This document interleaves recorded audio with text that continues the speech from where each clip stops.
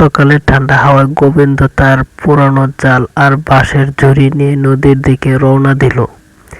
আকাশে হালকা আলো ফুটেছে এবং নদীর ধারের পরিবেশ ছিল একদম শান্ত। পাখির কিচিরমিচির আর জালের মৃদু শব্দের মাঝে সে চিন্তায় ডুবেছিল। আজ সে ঠিকঠাক মাছ না পায় তাহলে কামলা আবার আমাকে না খাইয়ে ঘুম পাড়িয়ে দেবে। সে নদীর জাল ফেলে কিছুক্ষণ অপেক্ষা করে, কিন্তু যখন জাল তোলে তখন দেখে আরে বাবা, একটাও মাছ নেই। আজ তো কপালটাই খারাপ। 3 বার সে জাল ফেলল, কিন্তু প্রতিবার যদি খালি পড়ে রইল।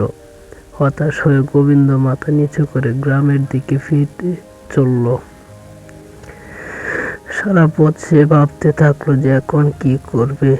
কমলা তো আজ আমাকে মেরেই ফেলবে। টাকা না দিলে বলবে তুমি একটা অকর্মা, নিজের পেট চালানোর মতো রোজগার করতে পারো না। গলিতে পৌঁছাতেই এক অদ্ভুত গন্ধে থেমে গেল। বাঁ দিকের কোণে একটা ছোট ঠেলা গাড়ি দাঁড়িয়ে ছিল। তাতে লেখা ফিশ কারি, ভাত প্লেট 10 টাকা। খিদে তার পেট যেন নিজে থেকেই বলে উঠল, আরে বাহ, মাছের গন্ধটা তো দারুণ। চলো, আজ ভাগ্য এখানে নিয়ে এসেছে। সে ঠেলাগাড়ির কাছে গিয়ে বসলো। কি দেব বাবু, মাছের কারি না প্লেট? 1 প্লেট দাও ভাই, খিদে প্রাণ বেরিয়ে যাচ্ছে। সে প্রথম লোকমা মুখে দিতে তার চোখ বড় বড় হয়ে গেল। এর স্বাদটা যেন অসাধারণ। নিজে খেয়ে মজা এসে গেল। বাবু, স্বাদ তো ভালো লাগলো, এবার 10 টাকা বের করুন। ঠেলাওয়ালার প্রশ্নে গোবিন্দ থমথম খেয়ে গেল। সে তাড়াতাড়ি পকেট হাতড়াতে থাকলো, কিন্তু গোবিন্দের মুখ শুকিয়ে গেল। খালি প্লেট, ক্লান্ত শরীর। আমার কাছে এখন এই বাসন মাজার কাজ, কিন্তু আর কোনো উপায় ছিল না। সে চুপচাপ মাজার হাতা গুটিয়ে বাসন মাজতে লেগে গেল।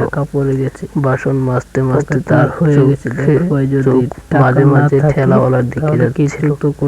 সে খুব মন দিয়ে তার বিখ্যাত ফিশ কারি বানাচ্ছিল। গোবিন্দ দেখলো, সে প্রথমে সর্ষের তেল গরম করে হাতে গোটা মশলা যেমন তেজপাতা, শুকনো লঙ্কা আর জিরে দিল। তারপর পেঁয়াজ, রসুন আর আদার পেস্ট দিল। এরপর গুঁড়ো মশলার মধ্যে হলুদ, ধনে, গরম মশলা, লঙ্কার গুঁড়ো আর শেষে টমেটো ও মাছের টুকরা দিল। তাহলে এটাই স্বাদের রহস্য, সঠিক মশলা, সঠিক সময় আর ধৈর্য ধরে রান্না করা। প্রায় 1 ঘন্টা পর যখন গোবিন্দ সব বাসন মেজে ফেললো, তখন ঠেলাওয়ালাকে বলল, ভাই, বাসন ধোয়া হয়ে গেছে, এবার আমি যাই। চল যা, পরের বার টাকা নিয়ে আসিস। গোবিন্দ চুপচাপ মাথা নেড়ে সেখান থেকে চলে গেল, কিন্তু এখন তার মুখে হতাশা ছিল না, বরং ছিল উৎসাহ, একটা পরিকল্পনা আর একটা নতুন স্বপ্ন। গ্রামের কাঁচা রাস্তা দিয়ে হাঁটতে হাঁটতে সে হাসছিল। বাড়ি পৌঁছাতে দরজায় কমলা রেগে দাঁড়িয়েছিল। কোথায় মরেছিলি? কিছু মাছ পেয়েছ নাকি শুধু বাজারের হাওয়া খেয়ে ফিরছ? আজ মাছ পাইনি, কিন্তু টাকা রোজগারের একটা উপায় পেয়ে গেছি, শোনো। তারপর সে কমলাকে বাসন মাজা থেকে শুরু করে ফিশ কারির গোপন রহস্য পর্যন্ত সবটা বলল। কমলা প্রথমে সন্দেহের চোখে দেখলো, তারপর বলল, যদি তুমি সত্যি সেই রেসিপিটা বুঝে গিয়ে থাকো, তাহলে কাল থেকে ঠেলাওয়ালাও আমিও দেখি তুমি কি করতে পারো। গোবিন্দর মুখে প্রথমবার আশার আলো দেখা গেল। সকাল হতেই গোবিন্দ পুরো উদ্যম তৈরি হলো। কমলা তাকে একটা পুরনো ছোলায় কিছু বাসন আর একটা স্টোভ দিল। গোবিন্দ বাজারে গিয়ে তাজা মাছ, পেঁয়াজ, টমেটো আর সব মশলা কিনে আনলো। হলুদ, ধনে, লঙ্কা, গরম মশলা আর সর্ষের তেল। তার মনে একটাই কথা ছিল, আজ কিছু বড় করার দিন। গ্রামের চৌরাস্তার কাছে একটা গাছের চায়ে সে তার ছোট ঠেলাগাড়িটা সাজিয়ে নিল। পাশে একটা টেবিল আর 2টো চেয়ার রাখলো। স্টোভ জ্বালিয়ে মশলাগুলো কম আঁচে ভাজতে শুরু করলো। তেলে ভাজা মশলার গন্ধে ধীরে ধীরে চারপাশ ভরে গেল। আসুন আসুন, গরম গরম ফিশ কারি, মাছ মাত্র 10 টাকায়, এমন স্বাদ যে আঙ্গুল চাটতে থাকবেন। কিছুক্ষণের মধ্যে দুইজন পথিক তার ঠেলাগাড়ির কাছে এসে দাঁড়ালো। দুজনে একটু অবাক হয়ে তাকে দেখলো। তুমি তো নতুন মনে হচ্ছে, মাছ বানাতে পারো নাকি এমনি ঠেলা নিয়ে বসছো? একবার খেয়ে তো দেখুন সাহেব, যদি পছন্দ না হয় টাকা দেবেন না। আরে বাহ, চলো ভাই, 2 প্লেট লাগিয়ে দাও। গোবিন্দ খুব যত্ন করে তোর করা ফিশ কারি আর ভাতের 2টো প্লেট সাজিয়ে তাদের সামনে রাখলো। তারা ভাত খেতে শুরু করলো, কিন্তু কয়েক লোকমা দেওয়ার পরেই দুজনের মুখ শুকিয়ে গেল। এটা কি ভাই? না মশলার স্বাদ আছে, না নুন ঠিক মতো দেওয়া হয়েছে। আমি তো খেতে পারবো না। আরে তুমি তো বলছিলে স্বাদ ভালো না লাগলে টাকা দিতে হবে না। তাহলে আমরা দিচ্ছি না। গোবিন্দ চুপ করে গেল। তার চোখ হতাশা হয়ে গেল। খদ্দেররা চলে যাওয়ার পর সে নিজে একটা মাছের টুকরো খেয়ে দেখলো, হ্যাঁ সত্যিই কিছু কম আছে। হয়তো মশলা ঠিক মতো দেইনি, বা সময় কম দিয়েছে, অথবা কিছু বাদ পড়েছে। সে কিছু না বলে বাকি কারি গুটিয়ে চুপচাপ বাড়ি ফিরে এলো। ঠেলা খালি, মন ভারাক্রান্ত। কি হলো এমন গেল প্রথম দিন? লোকের স্বাদ পছন্দ হয়নি হয়তো, আমি কিছু ভুলে গেছি, সব মাছ ফেরত নিয়ে এসেছি। কমলা কিছুক্ষণ চুপ থেকে তারপর বলল, ঠিক আছে, হার মানলে চলবে না। কাল আবার নামবো, কিন্তু এবার আমি তোমার সঙ্গে বানাবো। গোবিন্দ প্রথমবার স্থির নিঃশ্বাস নিল। একটা হারে রাস্তা বন্ধ হয়ে যায় না, এটা তো শেখার শুরু ছিল মাত্র। পরের দিন সকালে সূর্যের প্রথম আলো জানালা দিয়ে ঘরে ঢুকতেই কমলা রান্নাঘর থেকে গোবিন্দকে জিজ্ঞেস করলো, শুনুন, কাল আপনি মাছ রান্না করার সময় কোন মশলা দিয়েছেন আর কিভাবে রান্না করেছেন? আমি তেল গরম করে তাতে পেঁয়াজ, রসুন, টমেটো দিয়েছিলাম, মশলা দিয়েছিলাম, তারপর মাছ দিয়ে কিছুক্ষণ রান্না করেছিলাম। কমলা মাথা নেড়ে হাসি মুখে বলল, আমি তোমাকে একটা কথা বলিনি। গোবিন্দ একটু অবাক হয়ে বলল, কি কথা? আমার বাবার একটা খুব বিখ্যাত ফিশ কারির ঠেলা ছিল। দূর দূর থেকে লোক তার মাছ খেতে আসতো। আমি রোজ তার সঙ্গে ঠেলায় যেতাম আর সেখানে মাছ রান্না করা শিখেছিলাম।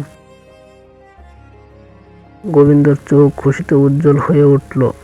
তোমার সব মনে আছে? সে আশায় চোখে জিজ্ঞেস করল। হ্যাঁ, কমলা আত্মবিশ্বাসের সঙ্গে বলল। তুমি যে ভুলটা করেছিলে সেটা হতো তুমি মশলা বাজার জন্য সঠিক সময় দাওনি। পেঁয়াজ রসুন সোনালি হওয়া উচিত, তারপর মশলা কম আছে রান্না করতে হবে। আর সবচেয়ে জরুরি, মাছ দেওয়ার পর সেটাকে ফুটানো উচিত নয়, শুধু কম আঁচে সেদ্ধ করতে হয়। গোবিন্দ মন দিয়ে শুনছিল, যেন কোনো শিষ্য তার গুরুর কাছ থেকে জ্ঞান নিচ্ছে। এবার দেখো, আজ আমি ঠিক তোমার বাবার মতো ফিশ কারি বানাবো। সে সঙ্গে সঙ্গে বাজার গিয়ে তাজা মাছ, মশলা আর চাল কিনে ফিরে এলো। ঠেলাগাড়ির কাছে গিয়ে সে কমলার বলা প্রত্যেকটা কথা মনে মনে করে কাজ করতে লাগলো। তেল গরম করে গোটা মশলা, পেঁয়াজ সোনালি করে ভাজা, তারপর মশলা কম আঁচে রান্না করা এবং মাছের টুকরো দিয়ে ধীরে ধীরে সেদ্ধ করা। সেদিন ঠেলাগাড়ি থেকে ওঠা গন্ধ এতটাই চমৎকার ছিল যে লোকেরা নিজ থেকে আকৃষ্ট হয়ে আসছিল। আরে ভাই, আজ তো গন্ধটা অন্যরকম। কে বানাচ্ছে আজ? ভাই সাহেব, আজ তো আপনারা গন্ধে পুরো গ্রাম ভরে গেছে, 2 প্লেট আমাদেরও দিন।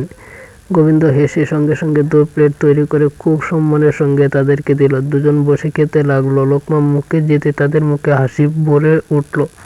হে ভগবান, এমন স্বাদ তো জীবনে কখনো খাইনি। একদম তোমার হাতে জাদু আছে ভাই।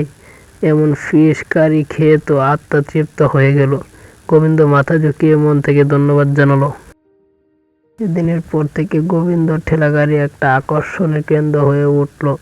রোজ দুপুর হতে না হতে লম্বা লাইন লেগে যেত। ফিশ কারি সবটা তাড়াতাড়ি শেষ হয়ে যেত। সে যখন দিন শেষে ঠেলাগাড়ি গোটাতো, তার মুখে থাকতো তৃপ্তি আর মনে কৃতজ্ঞতা। সেদিন সন্ধ্যায় বাড়ি ফিরে সে কমলাকে বলল, তুমি আমার মধ্যে যে বিশ্বাস জাগিয়েছ আর তোমার বাবার রেসিপি বলে দিয়েছ, সেটাই আমাকে এই পথ দেখিয়েছে। সত্যিই তোমাকে ধন্যবাদ।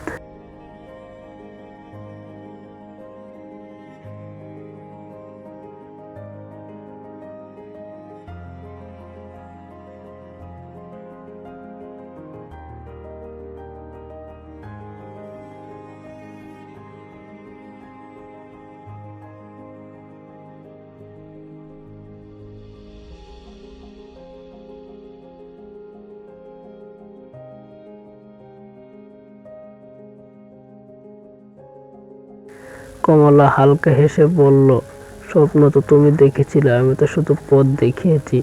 কয়েক সপ্তাহের মধ্যে গোবিন্দর ফিশ কারির চর্চা শুধু গ্রামেই নয়, আশেপাশের শহরগুলিতে ছড়িয়ে পড়ল। তার ঠেলাগাড়ি এখন গোবিন্দ ফিশ কারি নামে বিখ্যাত হয়ে গিয়েছিল। একদিন সে যখন ঠেলা গাড়িতে ব্যস্ত ছিল, তখন এক ক্ষুধার্ত গরিব মানুষ তার কাছে এলো।